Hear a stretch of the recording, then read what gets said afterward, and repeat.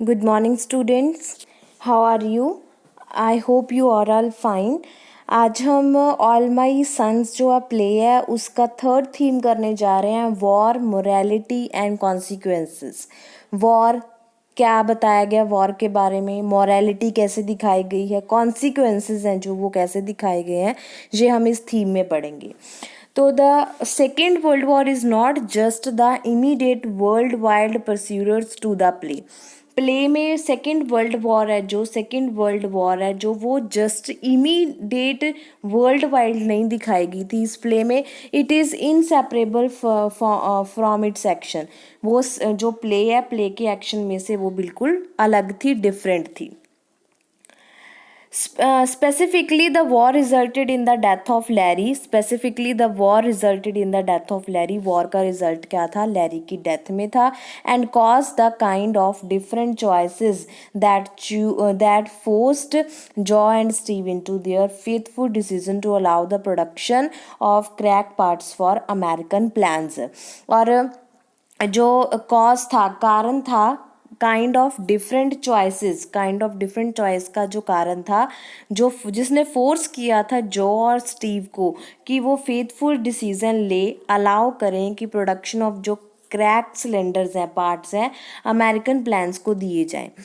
But the war also provided Larry, पर war ने Larry को प्रोवाइडेड किया Chris and other American soldiers a clear set of black and white moral choices. पर war ने Larry, Chris और other American soldier थे जो उनको क्लियर सेट दिया था ब्लैक वाइट मॉरल चॉइस का। Democracy versus fascism, good versus evil. Larry is lost in the war, Larry है जो वॉर में ख़त्म हो गया था। एंड क्रिस सर्वाइव, पर क्रिस है जो वो जिंदा था। Although Larry's death is mourned dearly by everyone, चाहे लैरी की डेथ ने सभी को दुखी किया था, इंक्लूडिंग बाय क्रिस भी, उसमें क्रिस भी शामिल था। Chris himself must life in the shadow of his brother's death, Chris खुद भी अपने ब्रदर की डेथ पे जो है वो डेथ के बीच में रह रहा है, मतलब उसको अपने ब्रदर के जाने का गम है। He must carry on with survivors guilt, वो अभी भी उसको ऐसा लगता है कि मैं सर्वाइवर्स का गिल्टी हूँ। And wonder why he was the one who was spared. As Chris explains to Anna at the end of act first, जैसे कि क्रिस एना को एक्सप्लेन करता है फर्स्ट एक्ट के एंड में। He loved the sense of camaraderie in war time, वो कहता है कि वॉर टाइम के समय जब वो कमांडर की जो उसने सेंस की थी वो उसको प्यार करता था।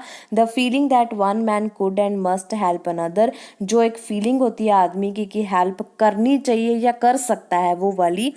As evidenced by last pair of dry socks another G1 was willing to lead him, और जब एविडेंस था कि लास्ट पेयर का सॉक्स था, का जो सॉक्स था वो उसके फ्रेंड्स ने, उसके सोल्जर्स ने, साथ वाले ने उसको दे दिया था कि वो जो है ड्राई सॉक्स है उनको पहन ले।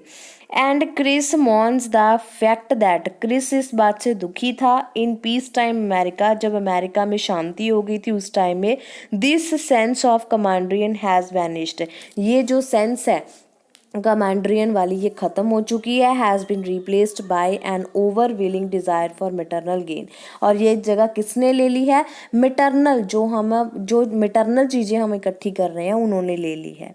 John admits that war time productions was so stressful, जो एडमिट करता है कि वॉर टाइम के जो प्रोडक्शन है वो बहुत स्ट्रेसफुल थे। And he wanted his business to success so much, और वो चाहता था कि उसका बिजनेस बहुत सक्सेस करे, तरक्की करे। That there was nothing he could do but allow the defective part to roll off the assembly line in unimpeded, तो उसने ये भी नहीं सोचा कि मैं डिफेक्टिव पार्ट है जो वो असेंबली को भेज रहा हूँ, उसने वो भी अलाउ कर दिए। फॉर हिम, उसके लिए, this was a decision made to protect and support his family, ये डिसीजन उसने किस लिए लिया था? अपनी फैमिली को सपोर्ट करने और प्रोटेक्ट करने के लिए। But which also obscured the greater cruelty of battle, पर ये लड़ाई के मैदान में ये बहुत बुरा साबित हुआ। That these parts would be placed in American planes and would killed American Americans, और इसमें क्या हुआ, अमेरिकन प्लान है जो वो ख़त्म हो गए और बहुत सारे अमेरिकन मारे गए। The very cause Steve and जो वांटेड टू सपोर्ट जो, जिसका कारण स्टीव और जो को माना जाता है। War has taken Larry away from Anna, war है जो वो लैरी को एना से ले गई थी। And on the subtler level पे it has made any prospect of Anna's future happiness nearly impossible, और जो एना के फ्यूचर हैप्पीनेस के जो प्रोजेक्ट थे वो इम्पॉसिबल हो गए थे, because others in her life, क्योंकि जो बाकी उसकी लाइफ में थे इंक्लूडिंग कैट केलर है, will always wonder whether Anna waited long enough for Larry.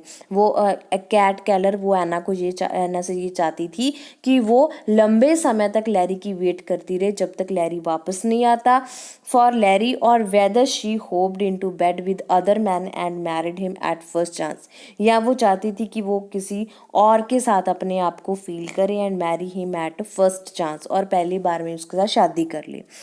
Anna finally reveal the letter Larry sent her admitting to his impending suicide in battle.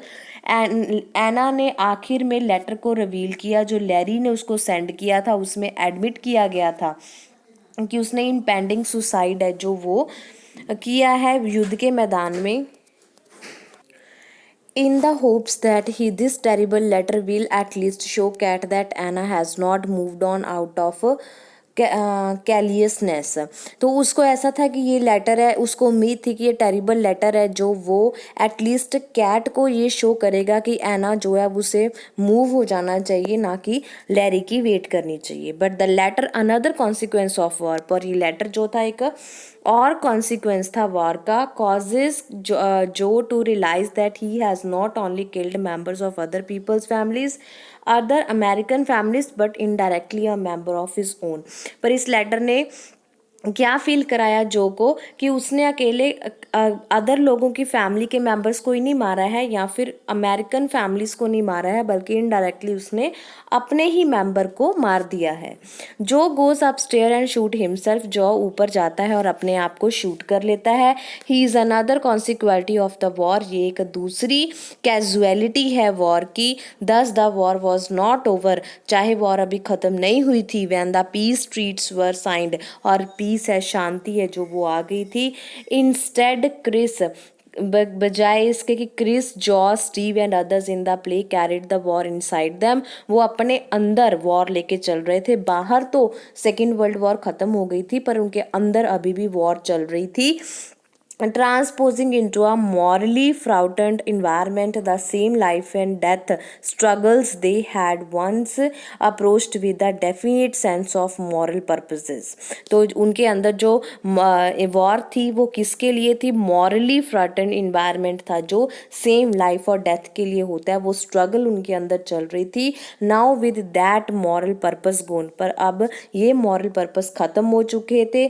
The horrors of war and death nevertheless remain, और जो डर है war का और जो death nevertheless remain, और वो अब नहीं रहे थे।